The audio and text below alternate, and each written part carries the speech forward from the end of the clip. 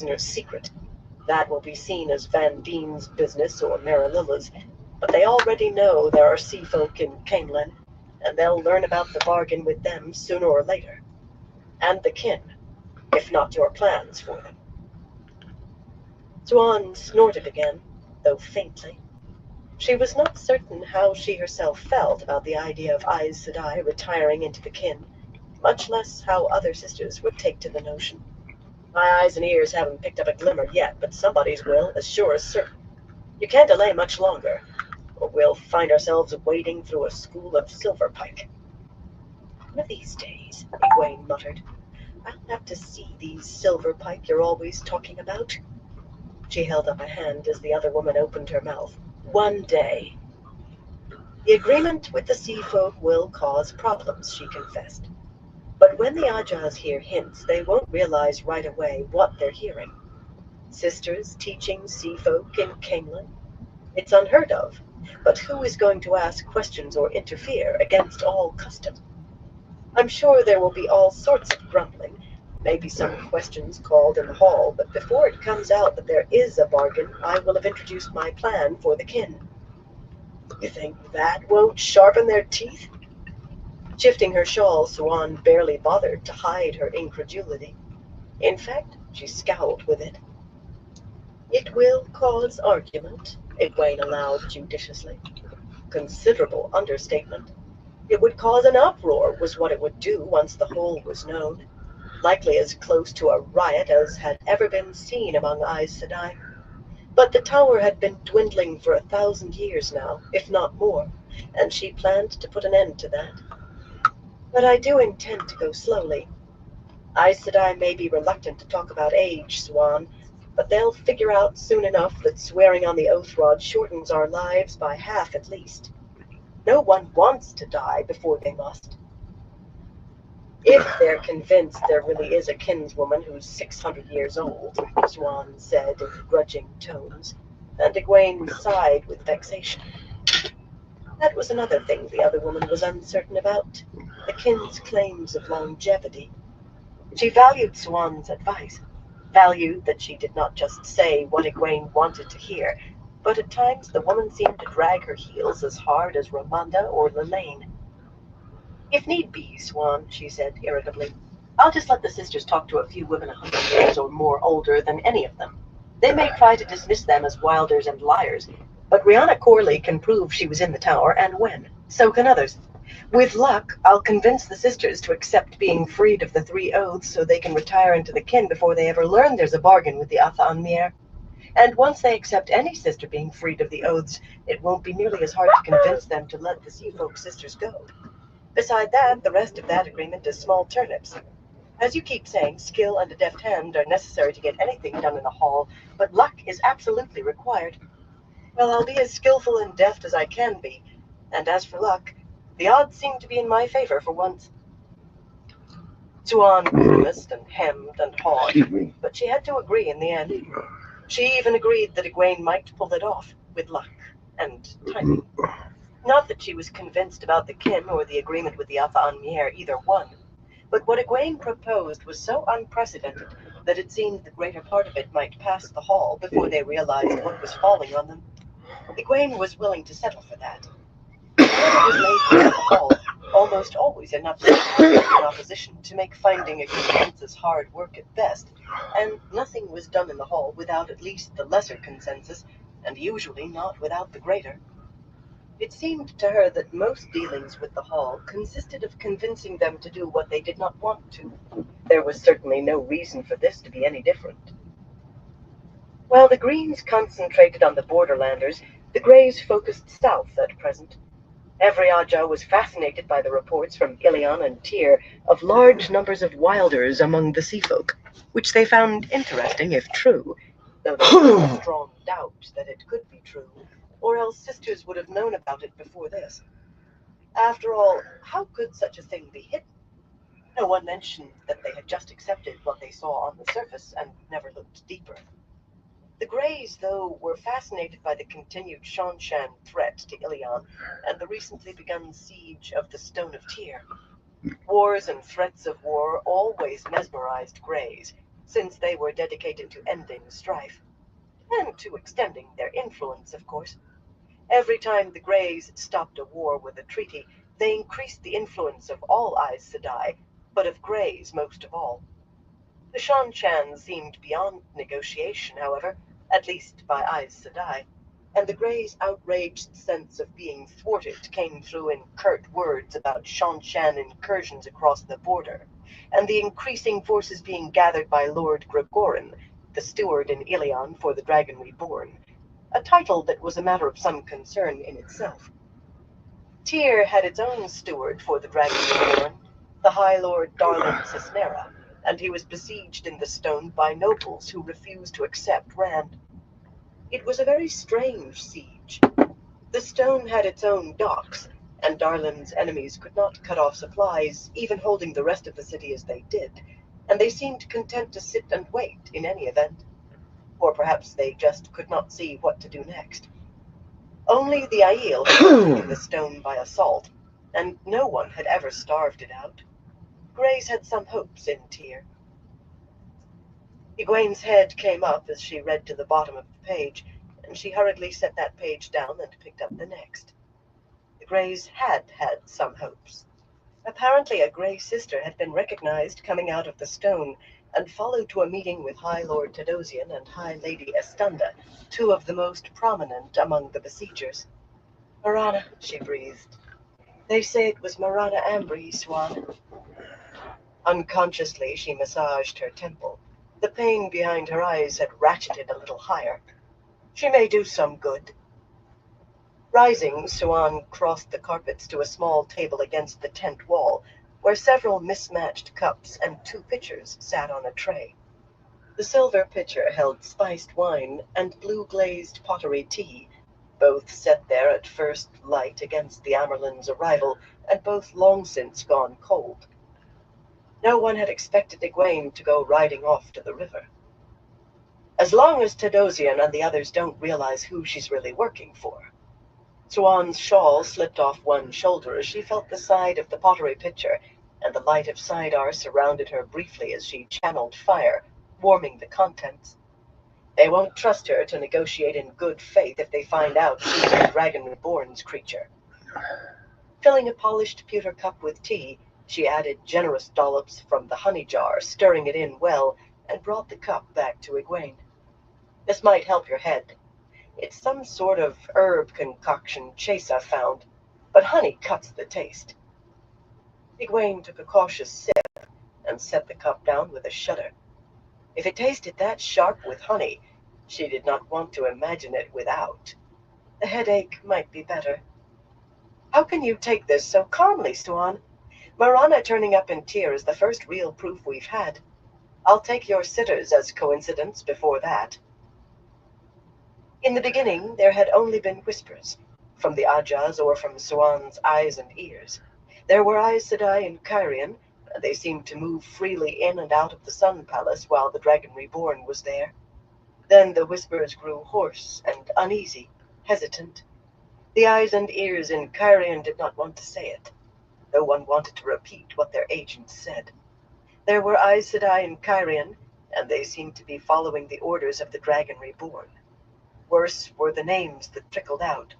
Some were women who had been in Salidar, among the first to resist Elida, while others were women known to be loyal to Elida. No one had mentioned compulsion aloud that Egwene knew of, but they had to be thinking it. "No use pulling your hair when the wind isn't blowing the way you want," Swan replied, taking her stool again. She started to cross her knees, but hastily put both feet back on the carpet when her stool tilted. Muttering under her breath, she adjusted her shawl with a twitch of her shoulders, and was forced to balance against another lurch. "You have to trim your sails to take advantage of how the wind is blowing. Think coolly and you'll make it back to shore. Get your neck hot and you'll drown."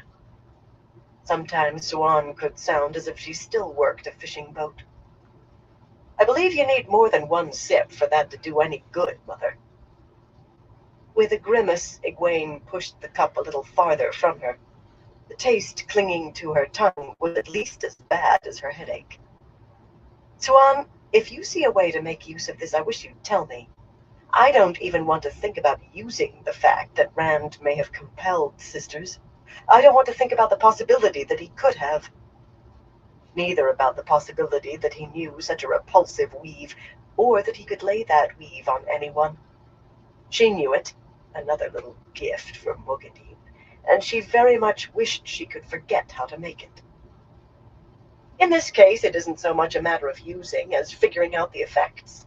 He'll have to be dealt with eventually, and maybe taught a lesson, but you don't want sisters flying off after him now, and these tales out of Kyrian make everyone cautious.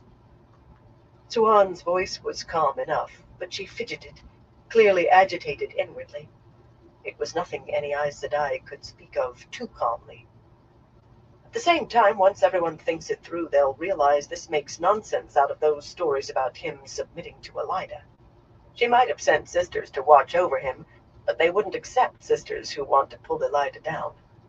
Realizing that will put a little backbone in those who've started thinking maybe Elida has him on a lead. That's one less reason for anyone to consider yielding to her.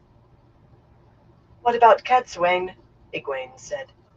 Of all the names coming out of Kyrian, that one had sent the most shock through the sisters. Cadsuane Malydrin was a legend, and there were as many disapproving versions of the legend as approving. Some sisters had been sure it must be a mistake. Cadsuane must be dead by now. Others just appeared to wish she were dead. Are you certain she remained in Kyrian after Rand disappeared? I made sure my people kept an eye on her as soon as I heard her name, Swan said, no longer sounding at all calm. I don't know she's a dark friend, I just suspect. But I can guarantee that she was in the Sun Palace a week after he vanished. Squeezing her eyes shut, Egwene pressed the heels of her palms against her lids. That hardly seemed to affect the pulsing needle in her head. Maybe Rand was in company with the Black Sister, or had been. Maybe he had used compulsion on Aes Sedai. Bad enough on anyone, but somehow worse used on Aes Sedai, more ominous. What was dared against Aes Sedai was 10 times, 100 times as likely to be used against those who could not defend themselves. Eventually they would have to deal with him somehow. She had grown up with Rand, yet she could not allow that to influence her. He was the Dragon Reborn now, the hope of the world, and at the same time maybe the single greatest threat the world faced. Maybe. The Shan could not do as much damage as the Dragon Reborn, and she was going to use the possibility that he had compelled sisters. The Amerlin seat really was a different woman from that innkeeper's daughter. Scowling at the pewter cup of so-called tea, she picked it up and made herself drink the vile stuff down, gagging and spluttering the whole way. Perhaps the taste would take her mind off her headache, at least. As she set the cup down with a sharp clink of metal on wood, Anaya pushed into the tent, mouth turned down, and a frown creasing her plain face. The others have returned, Mother, she said. Moria told me to inform you she has called the hall to hear their report. So have Esmeralda and Malend, Morfrin announced, coming in behind Anaya with Mirel. The green seemed an image of serene fury, if that was possible, her olive face smooth and her eyes like dark embers, but Morfrin wore a scowl to make Anaya look pleased. Descending novices and accepted running to find all the sitters, the Brown said. We can't catch a whisper of what a Karen found, but I think Esmeralda and the others intend to use it to prod the hall towards something. Hearing at the dark dregs floating in a few drops in the bottom of the pewter cup, Egwene sighed. She would have to be there too, and now she would have to face the sitters with a headache and that awful taste in her mouth. Perhaps she could call it a penance for what she was going to do to the hall. Chapter 19. Surprises. By custom, the Amerlin was informed of the hall sitting, yet nothing said they had to wait for her before starting the session, which meant that time might be short. Egwene wanted to leap to her feet and march straight to the big pavilion before Moria and the other two could spring whatever surprise they intended. Surprises in the hall were seldom good. Surprises you learned about late were worse. Still, protocols that were law, not custom, had to be followed for the Amerlin entering the hall, So she remained where she was, and sent Suan to fetch Shiriam so she could be announced properly by the keeper of the chronicles. Suan had told her that was really a matter of warning the sitters of her presence. There were always matters they might want to discuss without the Amerlin knowing, and she had not sounded entirely as if she were making a joke. In any case, there was no point in going to the hall until she could enter. Tamping down her impatience, she propped her head on her hands and massaged her temples as she tried to read a little more of the Aja reports. Despite the vile tea, or perhaps because of it, her headache made the words shimmer on the page every time she blinked, and Anaya and the other two did not help. No sooner did Suan depart than Anaya tossed back her cloak, settling on the stool Suan had vacated. It did not seem to lurch under her, uneven legs or no, and began to speculate on what Moria and the others were after. She was not a flighty woman, so her ventures were quite constrained, given the circumstances. Constrained, but no less upsetting for that. Frightened people do silly things, Mother, even Aes Sedai, she murmured, placing her hands on her knees. But at least you can be sure Moria will be firm about Elida, at least in the long run. She lays every sister who died after Suan was deposed right at Elida's feet. Moria wants Elida birched for every single death before she goes to the headsman. Hard woman. Harder than Lelaine in some ways. Tougher, anyway. She won't scruple at things that might make Lelaine balk. I'm very much afraid she will press for an assault on the city as soon as possible. If the Forsaken are moving so openly on such a scale, then better a wounded tower that's whole than a tower divided. At least, I fear that's how Moria feels. After all, however much time we want to avoid sisters killing sisters, it wouldn't be the first time. The tower has lasted a long time and healed from many wounds. We can heal from this one, too. Anaya's voice suited her face, warm and patient and comforting, but making those remarks it seemed like fingernails screeching down a slat. Light. For all Anaya saying this was what she feared out of Moria, she seemed much in accord with the sentiments. She was deliberate, unflappable, and never careless with words. If she favored an assault, how many others did too? As usual, Mirelle was anything but constrained. Mercurial and fiery described her best. She would not know patience if it bit her on the nose. She paced back and forth as much as the confines of the tent allowed, kicking her deep green skirts and sometimes kicking one of the bright cushions piled against the wall before turning to make another round. If Moria is frightened enough to press for an assault, then she's frightened out of her wits. A tower too wounded to stand alone won't be able to face the Forsaken or anyone else. Malind is who should concern you. She's always pointing out that Tarman Gaiden could be upon us any day. I've heard her say that what we felt could well have been the opening blows of the last battle, and that it might happen here next. We're better for the shadow to strike than Tar Valon. Malind has never been afraid to make hard choices, or to retreat when she thought it necessary. She would abandon Tar Valon and the tower at once if she thought it would preserve at least some of us for Tarman Gaiden. She will propose lifting the siege, fleeing somewhere the Forsaken can't find us until we're ready to strike back. If she puts the question to the hall in the right way, she might even get the greater consensus in support. The very thought made the words dance harder on the page in front of Egwene. Morvrin, her round face unrelenting, simply planted fists on ample hips and met each suggestion with a curt answer. We don't know enough yet to be sure it was the Forsaken, and you can't know until she says. Perhaps it was, and perhaps not, and supposition isn't evidence. It was said she would not believe it was morning till she saw the sun for herself. Her firm voice brooked no nonsense, especially jumps to conclusions. It was not soothing to an aching head, either. She was not opposing the suggestions, really, just keeping an open mind. An open mind could go either way when it came down to the sticking point. Egwene slapped the embossed folder shut on the reports with a loud smack.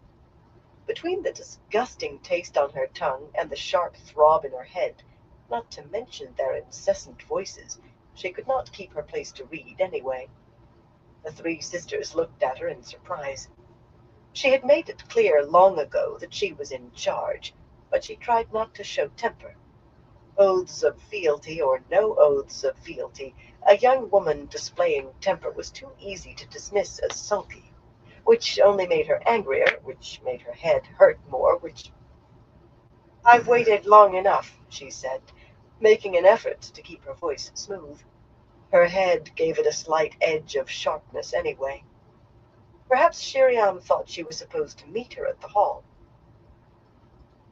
Gathering her cloak, she strode out into the cold while still swinging it around her shoulders, and Morvern and the other two hesitated only a moment before following in her wake. Accompanying her to the hall might seem a little like they were her entourage, but they were supposed to be watching her, and she suspected that even Morvern was eager to hear what a Karen had to report, and what Moria and the rest intended to fashion from it. Nothing too difficult to deal with, Egwene hoped. Nothing like what Anaya and Mirel thought. If necessary, she could try applying the law of war, but even if that was successful, ruling by edict had its disadvantages. When people had to obey you in one thing, they always found ways to wriggle away on others, and the more they were forced to obey, the more places they found for wriggling away. It was a natural balance you could not escape. Worse, she had learned just how addictive it was to have people jump when she spoke. You came to take it as the natural way of things, and then, when they failed to jump, you were caught on the wrong foot. Besides, with her head pounding, it was pounding now, not throbbing, though perhaps not as sharply. With her head, she was ready to snap at anyone who looked at her crosswise, and even when people had to swallow it, that never went down well. The sun stood straight overhead, a golden ball in a blue sky with a scattering of white clouds, but it gave no warmth, only wan shadows and a glitter to the snow wherever it remained untrampled. The air felt as chill as it had by the river. Egwene ignored the cold, refused to let it touch her, but only the dead could have been unaware, with everyone's breath misting white in front of their faces. It was time for the midday meal, yet there was no possibility of feeding so many novices at once, so Egwene and her escort still moved through a wave of white-clad women, leaping out of their way and starting to curtsy in the street. She set such a pace that they were usually passed before the knots of novices could more than spread their skirts. It was not a long way, with only 4 places that they needed to wade across the muddy streets. There had been talk of wooden bridges, tall enough to ride under, but bridges suggested a permanence to the camp that no one wanted. Even the sisters who spoke of them never pressed to have them built, which left wading slowly and taking care to keep your skirts and cloak high if you were not to arrive filthy to your knees. At least the remaining crowds vanished as they approached the hall. That stood alone as always, or nearly so. Misao and Carlinia were already waiting in front of the big canvas pavilion with its patched side curtains, the tiny yellow fretting her underlip with her teeth, and eyeing Egwene anxiously. Carlinia was calmness itself, cool-eyed, hands folded at her waist, except that she had forgotten her cloak. Mud stained the scroll-embroidered hem of her pale skirt, and her cap of dark curls badly needed a comb. Making their courtesies, the pair joined Anaya and the other two, a little distance behind Egwene. The lot of them murmured softly, the snatches that Egwene caught innocuous, about the weather, or how long they might have to wait. This was no place for them to seem too closely associated with her. Leonin came down the walk at a run, her hurried breath misting, and skidded to a halt, staring at Egwene before joining the others. The strain around her blue-gray eyes was even more apparent than earlier. Perhaps she thought this would affect her negotiations. But she knew the talks would be a sham, just a ploy to gain time. Egwene controlled her breathing and practiced novice exercises, yet none of it helped her head. It never did. There was no sign of Shiriam among the tents in any direction, but they were not precisely alone on the walkway outside the pavilion.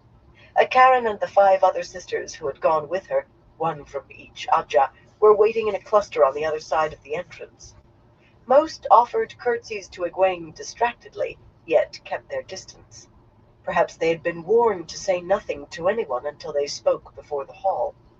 Egwene could simply have demanded their report on the spot, of course. They might even have given it to the Amyrlin. Likely they would have. On the other hand, an Amyrlin's relations with the Ajahs were always delicate, often including the Ajah she had been raised from. Nearly as delicate as relations with the hall. Egwene made herself smile and bow her head graciously. If she gritted her teeth behind that smile, well, that helped keep her mouth shut. Not all of the sisters seemed aware of her presence. A Karen, slender in plain brown wool and a cloak with surprisingly elaborate green embroidery, was staring at nothing, nodding to herself now and then. Apparently she was practicing what she would say inside. A Karen was not strong in the power, little more than Swan, if at all, but only one other of the six, Thurva, a slim woman in yellow-slashed riding skirts and a cloak edged with yellow, stood even as high as she. That was a distressing measure of just how frightened the sisters were by that strange beacon of Saidar. The strongest should have stepped forward for the task that had been given to these, but except for a Karen herself, zeal had been notably lacking. Her companions still appeared less than enthusiastic. Shanna normally maintained a deep reserve, despite eyes that made her appear constantly startled, but now they seemed ready to come out of her head with worry. She peered at the entrance to the hall, closed off by heavy flaps, and her hands fiddled with her cloak as if she could not keep them still. Raiko, a stout Arafellan blue, kept her eyes down, but the silver bells in her long dark hair chimed faintly, as if she were shaking her head inside her cowl. Only Thurva's long-nosed face wore a look of absolute serenity, completely unperturbed and unshakable, yet that in itself was a bad sign. The Yellow Sister was excitable by nature. What had they seen? What were Moria and the other two sitters after? Egwene controlled her impatience. The hall plainly was not sitting yet. It was gathering, but several sitters strolled past her and into the big pavilion, none hurrying. Salita hesitated as if she might speak, but then only dipped her knees before raising her yellow-fringed shawl onto her shoulders and sweeping inside. Quamesa peered down her sharp nose at Egwene while making her curtsy, and peered down her nose while studying Anaya and the others briefly, but then the slim gray peered down her nose at everyone. She was not tall, but she tried to seem so.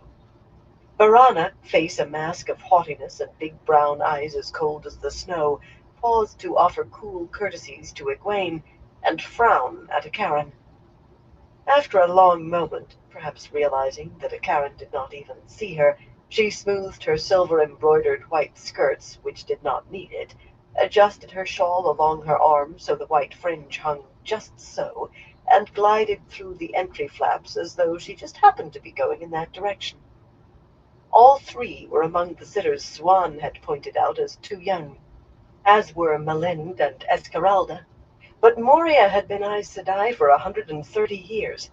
Light. Swan had her looking for conspiracies in everything. Just as Egwene began to think that her head would explode from frustration, if not from her headache, Shiriam suddenly appeared, hiking her cloak and skirts while half running across the dirty slush of the street. "I'm terribly sorry, Mother," she said breathlessly, channeling hurriedly to clean off the mud she had splashed on herself. It fell to the walkway in a dry powder when she twitched her skirts. I heard that the hall was sitting, and I knew you would be looking for me, so I came as fast as I could. I'm very sorry." So Swan was still searching for her. "You're here now," Egwene said firmly. The woman must have been truly upset to offer apologies in front of the others, a Karen and her companions more than Anaya and the rest.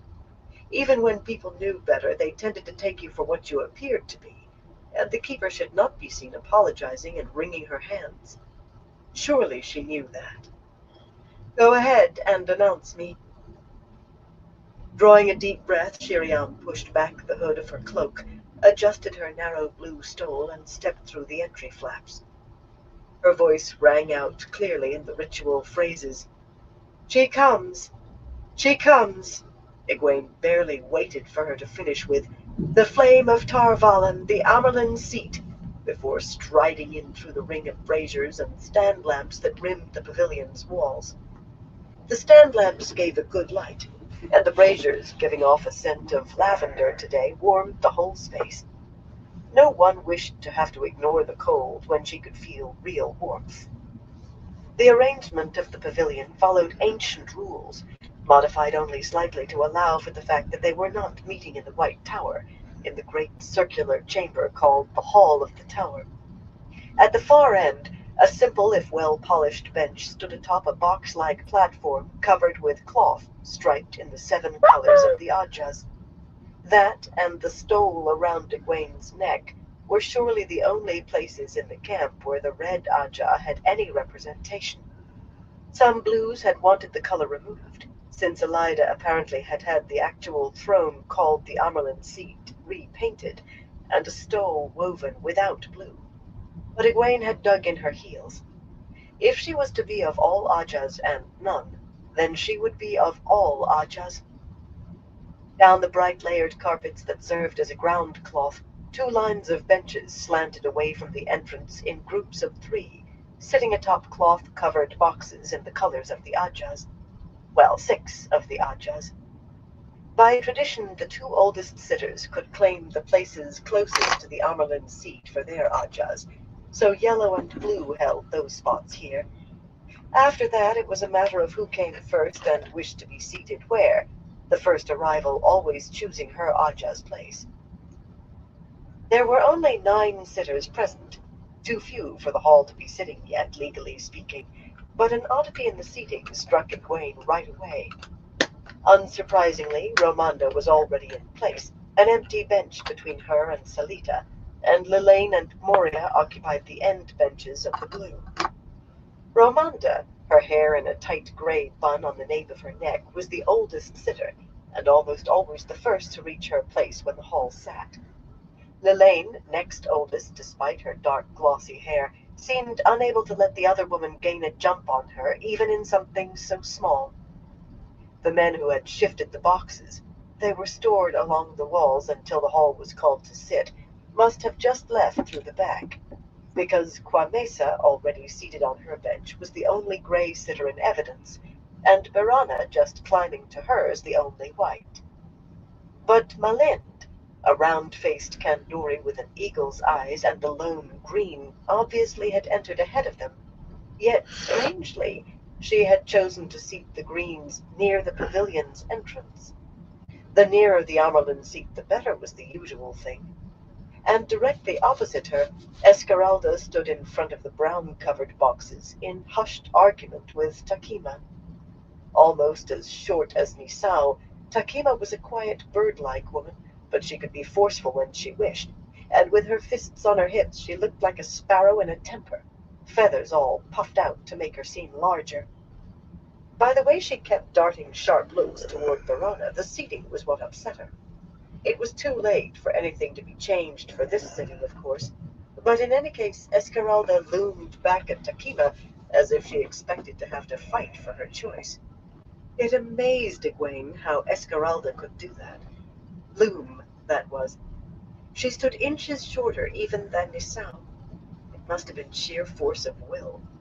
Esmeralda never backed down when she thought she was in the right, and she always did think she was in the right. If Moria really did want an immediate assault on Tar-Valon, and Malind really wanted to retreat, what did Esmeralda want? For all Suan's talk of sitters wanting to be warned, Egwene's entrance caused no great stir. For whatever reasons Malind and the others had called the hall to hear Akaran's report, they had not considered the matter so sensitive that it needed to be held for sitters' ears alone, so little clusters of 4 or 5 Aes Sedai were standing behind the benches of their Ajah's sitters, and they made their curtsies as Egwene walked down the carpets toward her own seat. The sitters themselves merely watched her, or perhaps inclined a head briefly. Lilane eyed her coolly, then returned to frowning faintly at Moria, a quite ordinary-appearing woman in plain blue wool. So ordinary, in fact, that you could miss the ageless quality in her face at first glance. She sat staring straight ahead, absorbed in her own thoughts. Romanda was one of those to tilt her head a fraction. Inside the hall, the Amerlin seat was still the Amerlin seat, but a little less so than outside it. Inside the hall, sitters felt their power. In a way, the Amerlin could be said to be only the first among equals inside the hall. Well, perhaps a little more than that, but not by much. Swan said as many Amerlins had failed by believing the sitters were fully her equals as by believing the difference was wider than really existed. It was like running along the top of a narrow wall with fierce mastiffs on either side. You maintained a careful balance and tried to watch your feet more than the dogs, but you were always aware of the dogs. Unpinning her cloak as she stepped up onto the striped box, Egwene folded it across her bench before sitting. The benches were hard, and some sitters brought cushions when they thought the sitting would be long. Egwene preferred not to. The prohibition on speeches seldom stopped at least one or two women from drawing their comments out at length, and a hard seat could help you remain awake through the worst. Shiriam took the keeper's place, standing to Egwene's left, and there was nothing to do but wait.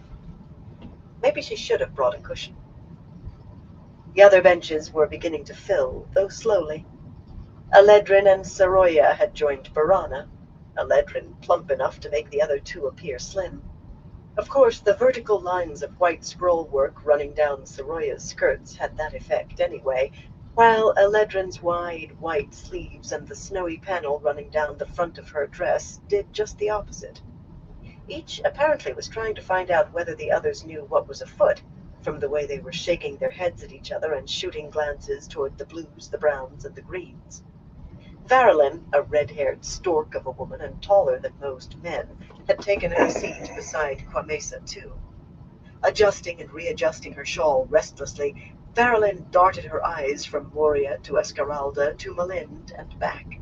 Magla, yellow-fringed shawl wrapped tightly around her broad shoulders, and Faisella, a square-faced Domani in silks covered with dense green embroidery, were just entering the pavilion, each ignoring the other, even when their skirts brushed. Magla was firmly in Ramanda's camp, and Faisella in Lilane's, and the two groups did not mix. Other sisters were trickling in by spurts as well, Nisao and Mirel among half a dozen or so who slipped in behind Magla and Faisella. Hey, Bill Truck Workshop, how you doing, bro? Among the browns behind I hope you're doing well. Esmeralda, and Bayanin stood on the edge of the grays behind Varylin and Definitely Quamesa. appreciate you stopping by, bro. At this rate, half the Aes Sedai in the camp would be crowded into the pavilion before long. While Magla was still walking down the carpets toward the yellow seats, Romanda rose to her feet. "We are more than 11 now, so we may as well begin." Her voice was surprisingly high-pitched. You might have thought she had a beautiful singing voice, if you could imagine Romanda's singing. Her face always seemed more set for scolding, at least slightly disapproving. "I don't think we need make this a formal session," she added when Quamesa stood. Oh, did "I you? hardly see why this need be done at all, but if it must, let us get it out of the way. We have more important matters to say, as I'm sure you do, Mother." That last was said with a deep bow of her head in a tone a hair too not far enough over the line to be called sarcasm, of course. She was too intelligent to place herself in jeopardy. Fools seldom attained a sitter's chair or held it long, and Romanda had held a seat in the hall for almost 80 years. This was her time as a sitter. She inclined her own head, eyes cool, an acknowledgement that she had been addressed, and that she had marked the tone. A very careful balance. Quamesa was left looking around with her mouth open, uncertain whether she was to speak the phrases, always uttered by the youngest sitter present, that opened a formal sitting of the hall. Romanda's place gave her considerable influence and some measure of authority, yet others could override her in this. A number of sitters frowned or shifted on their benches, but no one spoke. Nirella glided into the pavilion. Oh, damn. Glided toward That the sucks, benches. Workshop. Tall for a Kyrianan woman, which made her of average height for almost anywhere else. She was elegant in blue-slashed silk, embroidered on the bodice with red and blue, her movements flowing. Some said she had been a dancer before coming to the tower as a novice. By comparison, Samalin, the fox-faced That really woman sucks who how much went followers on as she had. seemed to stride manishly, though there was nothing at all awkward about the Mirandian woman. They both seemed surprised to see Kwamesa on her feet, and hurried to their respective benches. In any case, Barrelin began plucking at Yeah, I used it a little bit. until the Arafellan woman I didn't have a Kwamesa's following face was of any type on it, but I used it here and there. to radiate displeasure. She put a great store in ceremony. Perhaps there is reason for formal session. Lelane's voice seemed low after Ramonda's. Arranging her shawl as though she had all the time in the world, she rose gracefully, very deliberately not looking at Egwene. A beautiful woman, Lelaine still was dignity incarnate. "It seems that talks with Elida have been licensed," she said coolly. "I do understand that under the law of war we need not be consulted on this, but I also believe we should discuss it in session, especially since many of us face the possibility of being stilled if Elida retains any power." That word, stilled, no longer carried quite the chill it had before Suan and Lyanna were healed from stilling, but murmurs rose among the watching Aes Sedai crowded behind the benches. It seemed that news of negotiations had not spread as quickly as Egwene expected. She could not tell whether the sisters were excited or dismayed, but clearly they were surprised, including some of the sitters. Janya, who had entered while Lelaine was speaking, stopped dead in her tracks, so that another knot of sisters coming in nearly walked into her. She stared at the blue, then this book, herself. Robert Jordan. Ramonda plainly had not heard either from the way her mouth hardened, and expressions among the two young sitters ranged from Barana's icy from his to amazed on Wheel of Time series, and openly appalled on Salita's. For that matter, Shiriam swayed on her feet for a moment. Egwene hoped the woman would not sick up in front of the entire hall. More interesting, though, were the reactions of those Delana had reported as speaking of negotiation. Varelin sat very still and seemed to be suppressing a smile as she studied her skirts. But Magla licked her lips hesitantly and cast glances at Ramonda from the corner of her eye. Soroya had her eyes closed, and her mouth moved as though she might be uttering a prayer. Faisela and Takima gazed at Egwene, wearing almost identical tiny frowns. Then each noticed the other and gave a start, quickly assuming such regal serenity that they seemed to be mocking one another. It was very strange. Surely by now Baonin had informed all of them what Egwene had said, yet except for Barrelin they seemed upset. They could not possibly have thought they might really negotiate an end. Every woman sitting in this hall risked stilling and execution just by being there. If there ever had been any path back except to remove Elida, it had washed away months ago when this hall was chosen. There was no going back from that. Elaine appeared satisfied with the reactions to her words. Smug as a cat in the milk barn, in fact. But before she finished settling back onto her bench, Moria bounded to her feet. That caught every eye and caused a few more murmurs. No one called Moria particularly graceful, but the Ilianer was not a woman who bounded. "That do need discussion," she said, "but it must come later. This hall did be called by 3 sitters, asking the same question. That question must be addressed before any other. What did Akaran and her party find? I do ask they be brought in to make their report before the hall." Lelaine scowled at her fellow blue, and she could scowl with the best, her eyes as sharp as awls, yet Tower law was quite plain on the subject for once, and well known to everyone. Often enough it was neither. In an unsteady voice, Shiriam asked Eledrin, the youngest after Kwamesa, to go and escort Akaran and the others before the hall. Egwene decided she had best talk to the fire-haired woman as soon as this sitting was done. If Shiriam kept on this way, she would soon become worse than useless as keeper. Nilana darted into the pavilion amid a cluster of sisters, the last sitter to arrive, and was on her bench, draping her shawl across her elbows, by the time the plump white sitter returned with the 6 sisters and led them to stand before Egwene. They must have left their cloaks on the walkway outside, because none was wearing one now. Nilana peered at them, an uncertain frown drawing her eyebrows down. She seemed out of breath, as though she had run to get there. Apparently, Eledrin felt that whether or not the sitting was formal, she, at least, should carry on with proper formality. "You have been called before the hall of the tower to relate what you have seen," she said in a strong Tarraboner accent. Her combination of dark golden hair and brown eyes was not unusual in Tarrabon, though she wore her shoulder-length hair caught in a lacy white net rather than in beaded braids. "I charge you to speak of these things without the evasion or holding back, and to answer all questions in complete fullness, leaving out nothing. Say now that you will do so, under the light and by your hope of the rebirth and salvation, or suffer the consequences." Those ancient sisters who made this part of the hall's ceremony had been well aware of how much leeway the 3 oaths gave. A little left out here, a touch of vagueness there, and the whole meaning of what you said could be stood on its head. All the while you spoke only the truth.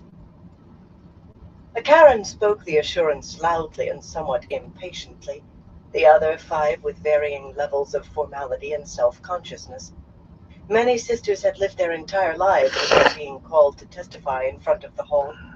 Eledrin waited until the last had repeated every word before marching back toward her bench. "Tell us what you did see, Yakaran," Moria said, as soon as the white sitter turned away.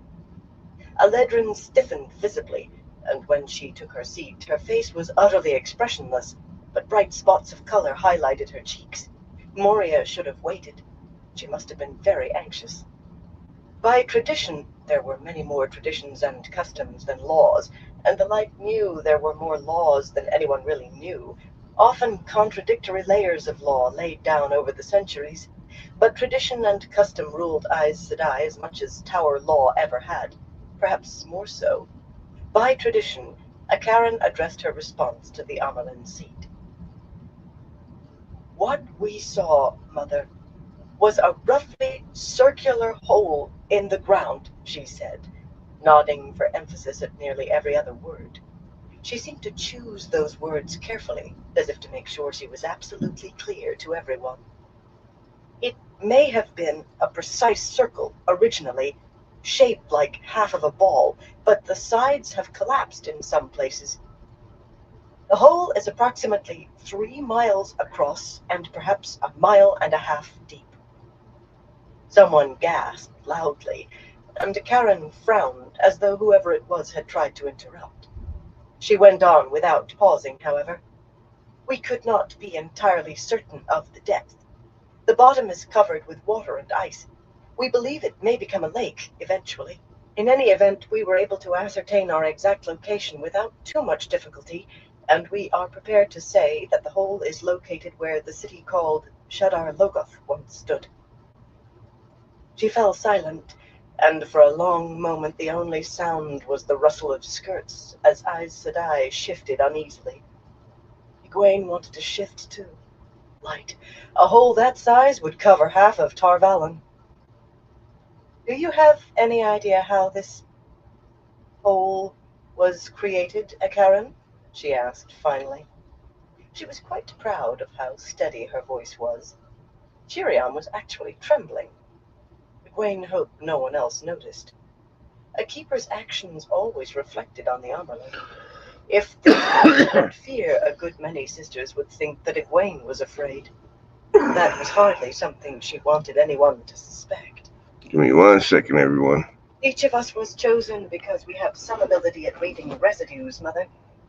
Better than most, in truth. So they had not been chosen simply because no one stronger was interested. There was a lesson in that. What Aes Sedai did was seldom as simple as it appeared on the surface. Egwene wished she could stop having to relearn lessons she had thought already learned. Nisain is the best of us at that, Karen went on. With your permission, Mother, I will let her answer. Nisain smoothed her dark woolen skirts nervously and cleared her throat. A gangly gray with a strong chin and startlingly blue eyes, she had some small repute in matters of law and treaties, but she was obviously uneasy about speaking before the hall. She looked straight at Egwene with the air of someone who did not want to actually see all the sitters assembled. Given the amount of cider used there, Mother, it was no surprise to find the residues near as thick as the snow. More than a hint of Murandy clung to her tongue, a lilting sound. Even after so long, I should have been able to grasp some idea of what was woven, if it was at all like anything I'm familiar with, but I have none. I could all but trace the weave, Mother, and it made no sense at all. None. In fact, it seemed so alien it might not have been. Clearing her throat again, she swallowed. Her face grew a little paler. It might not have been woven by a woman. We thought it must have been the Forsaken, of course, so I tested for resonance. We all did. Half turning to gesture to her companions, she hurriedly turned back. She definitely preferred looking at Egwene to the sitters, all leaning forward intently. I can't say what was done beyond scooping 3 miles out of the earth, or how it was done, but Saidin was definitely used too. The resonance was so strong we should have been able to smell it. There was more Saidin used than Saidar, much more. Dragon Mount beside a foothill, and that is all I can say, Mother. A sound fluttered through the pavilion, the sound of sisters letting out the breath they had been holding. Shiriam's exhalation seemed the loudest, but perhaps that was just because she was nearest. Egwene schooled her face to stillness. The Forsaken, and a weave that could tear away half of Tarvalon. If Malind did propose flight, could she try to make the sisters remain and face that? Could she abandon Tarvalon and the tower and the light knew how many tens of thousands of lives? Does anyone else have a question? She asked. I have one, Ramonda said in a dry tone. Her calm had not cracked by a hair. But not for these sisters. If no one has any further questions for them, I'm sure they would like to be away from having the hall stare at them. It was not precisely her place to suggest that, but neither was it precisely not, so Egwene let it pass. No one else had questions for Karen or her companions, as it turned out, and Ramonda offered them surprisingly warm thanks for their efforts. Again, not precisely her place. Who is your question for? Egwene asked, as Karen and the other 5 scattered to join the growing numbers of sisters crowding among the stand lamps and braziers. They were eager, as Ramonda had said, to get out from under the hall's eyes, but they did want to hear what came of their work. It was very difficult for Egwene to keep asperity out of her voice. Ramonda affected not to notice, or perhaps did not notice. For Moria, she said, we suspected the Forsaken from the start. We knew that whatever happened was powerful and far away. All we've learned, really, is that Shadar Logoth is gone, and of that I can only say the world is better off without that sinkhole of the shadow. She fixed the blue sitter with a frown that had made many an Aes Sedai squirm like a novice. My question is this. Has anything changed for us? It should, Moria replied, meeting the other woman's stare levelly. She might not have been in the hall as long as Ramonda, but sitters were at least supposedly on an equal footing. We have long had preparations in case the Forsaken do come against us. Every sister does know to form a circle if she be able, or join one she does find forming until every circle does reach 13. Everyone is to be brought in, even the novices, even the newest. Lelaine looked up at her sharply, but however much she wanted to chide Moria, they were of the same Aja. They must give at least the appearance of a common front. The effort of keeping her mouth shut thinned Lelaine's lips, though. Ramonda was under no such constraint. Must you explain what everyone here already knows? We are the ones who made those arrangements. Perhaps you have forgotten? This time her voice was cutting. Open displays of anger were forbidden in the hall, but not goading. If Moria felt the prick, though, she gave no outward sign beyond adjusting her shawl. We must explain from the beginning, because we have no thought far enough. Malen, can our circles stand against what Akaran and Nisaim described? Despite her fierce eyes, Malen's full mouth always looked ready to smile, but she was quite stern as she stood, and she stared at each sitter in turn as if to impress her words on them. They cannot. Even if we rearrange matters so the strongest sisters are always in the same circle, and that means they must live, eat, and sleep together on the moment. Even then, it would be nice facing a cat. Enough mice can overwhelm even a large, hungry cat, but not before many mice are dead. If enough of these mice die, though, the White Tower dies. Again, that wind ran through the pavilion like an unsteady breeze. Egwene managed to keep her face calm, but she had to force her fists to relax their grip on her skirt. Which would they propose, an assault or flight? Flight. How could she oppose them? Same Aja or not, Lelaine could take the strain no longer. What are you suggesting, Moria? She snapped. Even if we reunite the tower this very day, that won't take months. Moria smiled slightly, as if the other blue had said just what she was hoping someone would say. But we must change the facts. The fact at present do be that our strongest circles be too weak. We do have no Angreal, much less Sa'angreal, so we might as well ignore them. I'm no certain there be anything even in the tower that would make a difference anyway. How can we make our circles stronger? Strong enough, we must hope, to face what happened at Shadar Logoth and stop it. Esmeralda, what have you to say on the matter? Startled, Egwene leaned forward. They were working together, but to what end? She was not the only one to realize that the three sitters who had called the hall were all on their feet. By remaining standing, Moria and Malen had made a clear declaration. Esmeralda stood like a queen, yet the tiny brown seemed all too aware of the eyes sliding between her and Malend and Moria, the thoughtful frowns and two still faces. She shifted her shawl twice before speaking. She sounded as though she were lecturing a class, her voice thin yet forceful. The ancient literature is quite clear, though little studied, I fear. It gathers dust rather than readers. Writings collected in the earliest years of the tower make it plain that circles were not limited to 13 in the Age of Legends. The precise mechanism, I should say the precise balance, is unknown, but it should not be too difficult to work out. For those of you who have not spent the time you should have in the tower library, the manner of increasing the size of a circle involves... For the first time, she faltered and visibly forced herself to continue. Involves the inclusion of men who can channel. Faisella popped to her feet. What are you suggesting? She demanded, and sat down immediately as though someone might think she was standing in support. I do ask that the hall be cleared, Magla said, rising. Like Moria, she was Ileanar, and agitation thickened her accent markedly. This do no be a matter for discussion before any save the hall in closed sitting. She too dropped back onto her bench as soon as she finished and sat glowering, wide shoulders hunched, and hands opening and closing on her skirts. I do fear it be too late for that, Moria said loudly. She had to speak loudly to be heard over the murmur of sisters talking excitedly behind the benches, a hum like a huge beehive.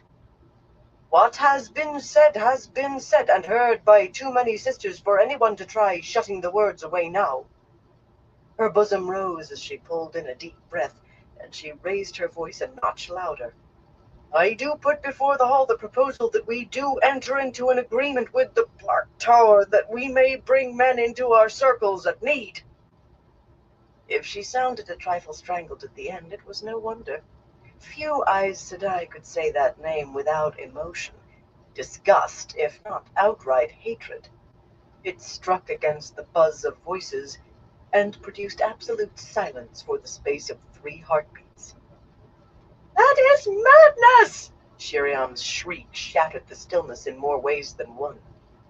The keeper did not enter discussions in the hall. She could not even enter the hall itself without the amulet. Face flooding with red, Shiriam drew herself up, perhaps to face the inevitable rebuke, perhaps to defend herself. The hall had other things on its mind than rebuking her, though. Leaping up from their benches just long enough to get their words out, sitters began to speak, to shout, sometimes on top of one another. "Madness hardly begins to describe it," Faisella shouted, at the same time that Varilyn cried, "How can we ally ourselves with men who can channel?" "These so-called Ashaman are tainted," Saroya called out, with no sign of the vaunted white Aja reserve. Hands knotted in her shawl, she trembled so hard that the long, snowy fringe swayed. "Tainted with the Dark One's touch." "Even suggesting such a thing puts us against all the White Tower stands for," Takina said roughly. "We would be despised by every woman who calls herself Aes Sedai, by Aes Sedai long in their graves." Magla went so far as to shake a fist with a fury she did not attempt to mask.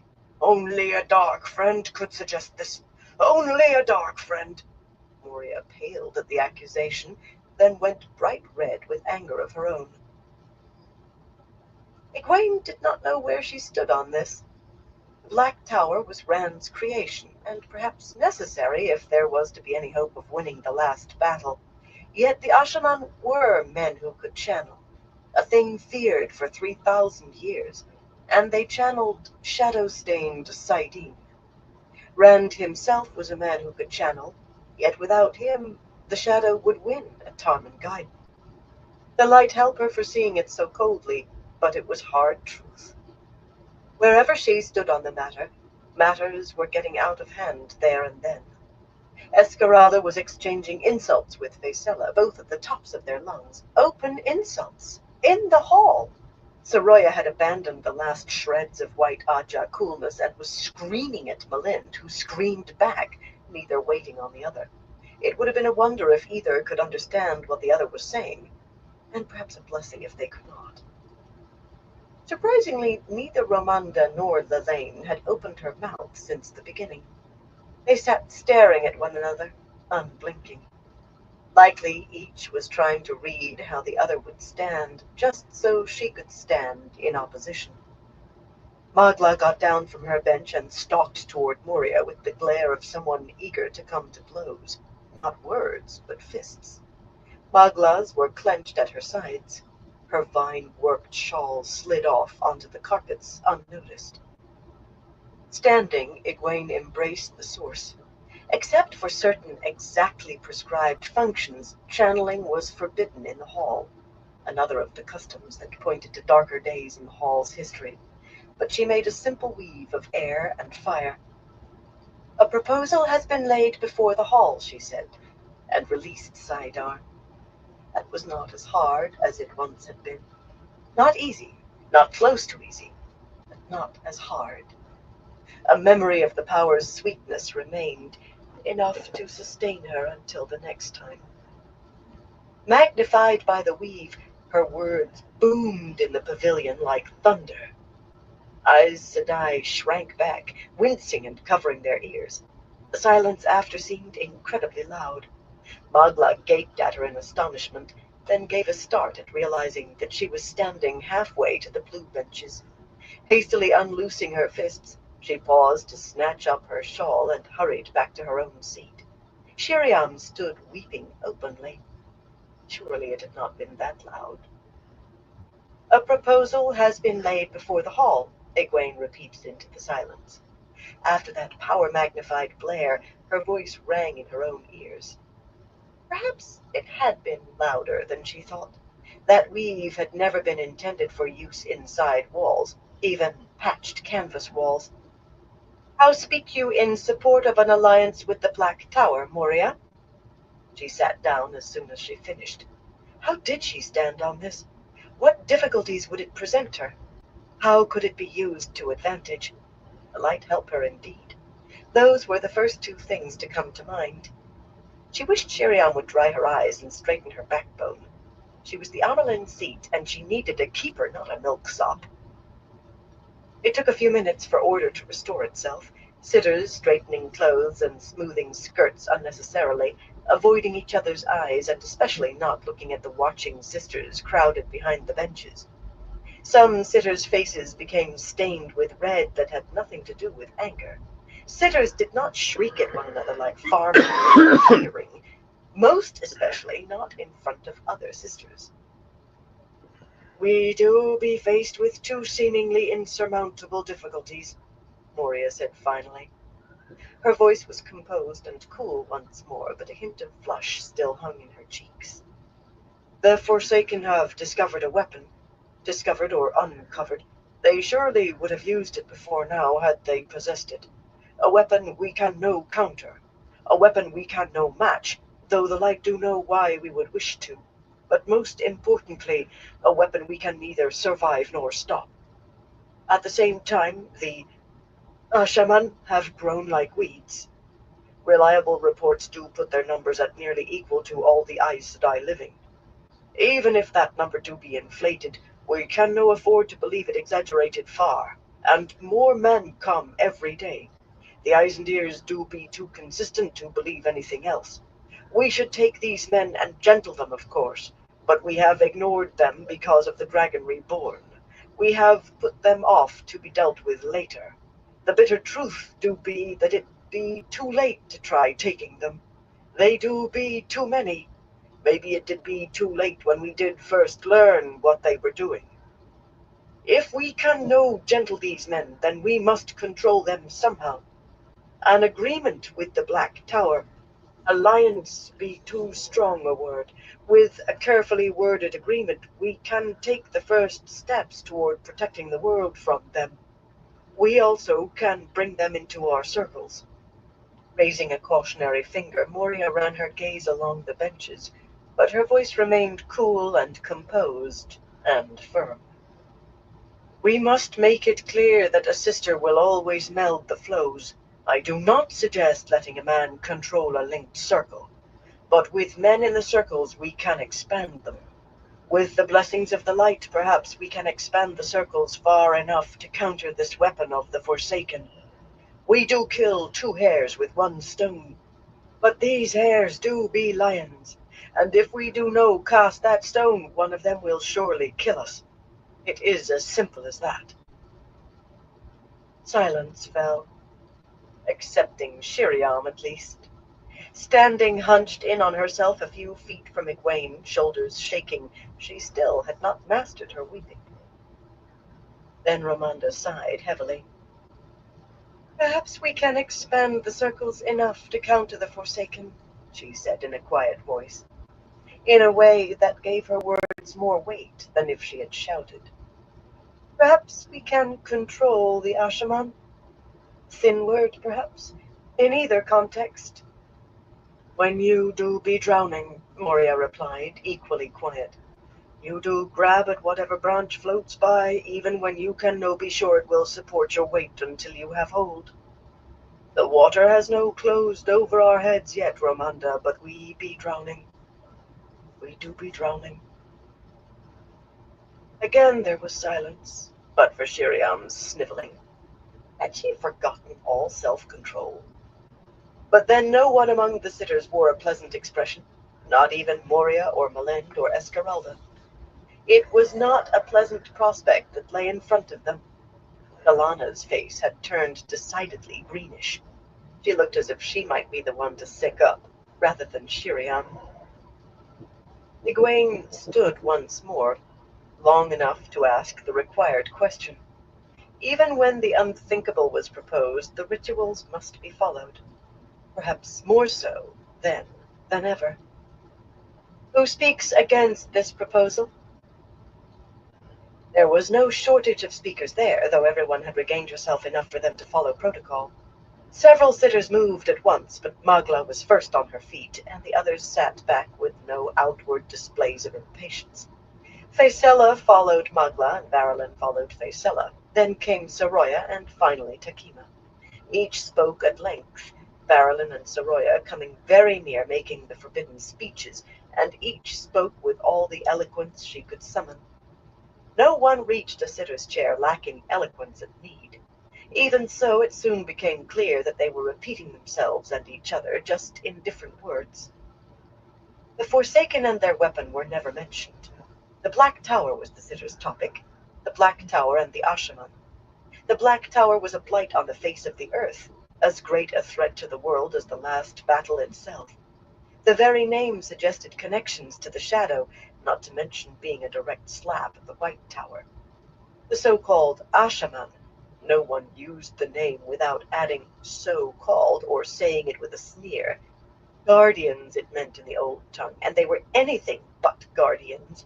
The so-called Ashaman were men who could channel, men doomed to go insane if the male half of the power did not kill them first.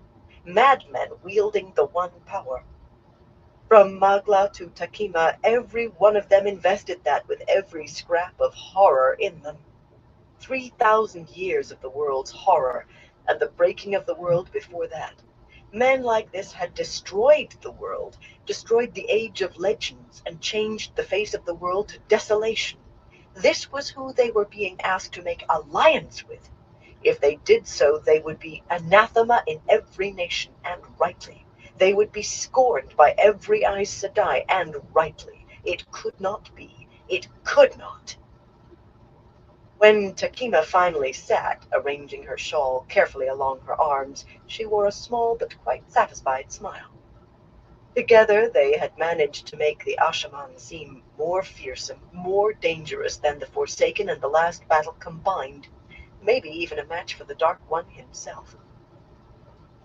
Since Egwene had begun the ritual questions, it was for her to finish, and she rose long enough to say, "Who stands for an agreement with the Black Tower?" She had only thought there was silence in the pavilion before. Shiriam had finally governed her weeping, though tears glistened on her cheeks still, but her gulp sounded like shouts in the quiet that followed that question. Nakima's smile slid sideways when Janya stood as soon as the question left Egwene's mouth. "Even a slim branch is better than no branch when you're drowning," Janya said. "I'd rather try than trust to hope until I go under." She had the habit of speaking when she was not supposed to. Samalin rose to stand beside Malind, and suddenly there was a rush. Salita and Barana and Eledrin together, with Quamesa only a tick behind. 9 sitters on their feet, and there it hung as the moments stretched out. Egwene realized she was biting her lip and stopped hurriedly, hoping no one had noticed. She could still feel the impression of her teeth. She hoped she had not drawn blood. Not that anyone was looking at her. Everyone seemed to be holding their breath. Romanda sat frowning up at Salita, who was staring straight ahead, her face gray and her lips trembling. The Tyran's sister might not be able to hide her fear, but she was going ahead. Romanda nodded slowly, and then, shockingly, stood. She, too, decided to violate custom.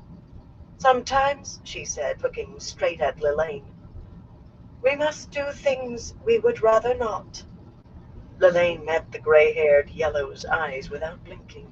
Her face might have been cast in porcelain. Her chin rose in slow increments. And suddenly she stood, glancing down impatiently at Lorella, who gaped at her a moment before coming to her feet. Everyone stared. No one made a sound. It was done. Almost done, anyway. Almost done, anyway. Egwene cleared her throat, trying to catch Shiriam's attention. The next part was the keepers, but Shiriam stood scrubbing the tears from her cheeks with her fingers and running her eyes along the benches as if counting how many sitters were standing and hoping to find she had miscounted. Egwene cleared her throat more loudly, and the green-eyed woman gave a start and turned to stare at her. Even then, it seemed to take forever before she recalled herself to her duty. "The lesser consensus standing," she announced in an unsteady voice. An agreement will be sought with the Black Tower. Inhaling deeply, she straightened to her full height, and her voice gained strength. She was back onto familiar ground. In the interest of unity, I ask for the greater consensus to stand. That was a powerful call.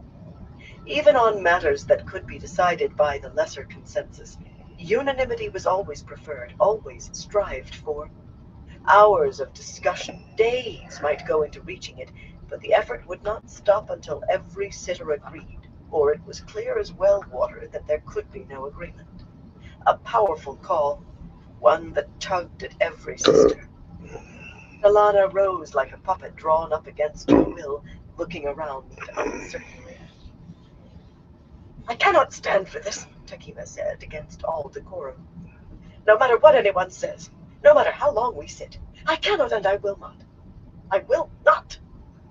No one else stood either. Oh, Faisella shifted on her bench, half moved as if to stand, adjusted her shawl, twitched again as if she might stand. That was as close as anyone came. Soroya was biting her knuckle with an expression of horror, and Varalin wore the look of a woman who has been hit between the eyes with a hammer. Magla gripped the ends of her bench, holding herself in place and staring bleakly at the carpets in front of her. Plainly she was aware of the scowl Ramonda was aiming at the back of her neck, but her only response was to hunch her shoulders. Takima should have been the end of it. There was no point in seeking the greater consensus when someone made it plain she would not stand. But Egwene decided to make her own break with decorum and protocol. Is there anyone who feels she must leave her chair over this? She asked in a loud, clear voice. Gasps filled the pavilion, but she was holding her breath. This could shatter them, but better to have it out in the open now if that was what was to come of it. Soroya looked at her wildly, but no one moved. Then we will go forward, she said. Carefully. It will take time to plan exactly who is to approach the Black Tower and what they are to say. Time for her to plant a few safeguards, it was to be hoped. Light, she was going to have to scramble to deal with this. First, are there suggestions for our embassy? Chapter 20. In the Night. Long before the sitting ended, in spite of the cloak folded beneath her, Egwene's bottom was quite numb from the hard wooden bench. After listening to endless discussion, she wished her ears were numb as well.